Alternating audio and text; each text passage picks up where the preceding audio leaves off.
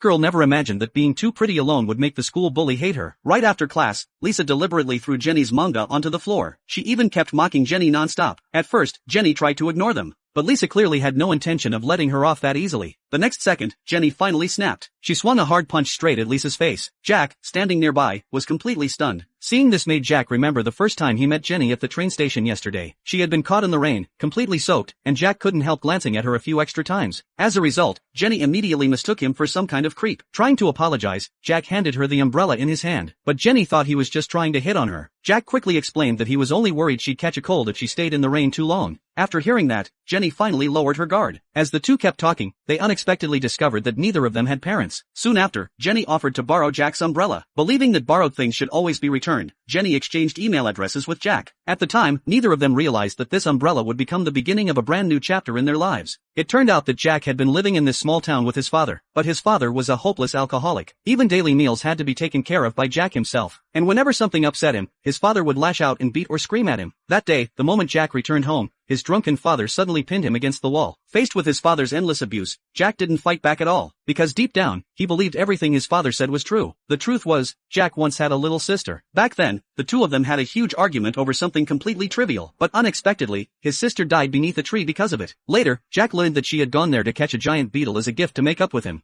but she accidentally fell from the tree and lost her life. After that day, Jack's entire world fell apart. His mother couldn't accept her daughter's death and eventually left the family. Meanwhile, his father drowned himself in alcohol to escape the pain, and whenever life went wrong, Jack became his punching bag. Even so, Jack chose to silently endure it all. After suffering another beating from his father that day, Jack ran out of the house in agony. How could he not feel guilty about his sister's death? He had even wondered countless times why the one who died wasn't him instead. As Jack wandered aimlessly outside, a train suddenly roared past behind him. To avoid it, he hurried onto a narrow side path. That was when he noticed a dark tunnel ahead, and deep inside it, a strange red glow flickered faintly. Drawn in by the eerie light, Jack unconsciously walked inside. The path was covered with crimson maple leaves. Jack continued moving deeper into the tunnel, but the farther he went, the colder the air became. Soon, he spotted a small pool of water in the middle of the path. Resting above it was a child's shoe. In disbelief, Jack picked it up and turned over the sole. Written on it was his sister's name. At that moment, he suddenly realized this might be the legendary Urashima Tunnel, the urban legend that claimed anyone who passed through it could obtain whatever they desired most. Instantly, Jack sprinted deeper into the tunnel like a madman,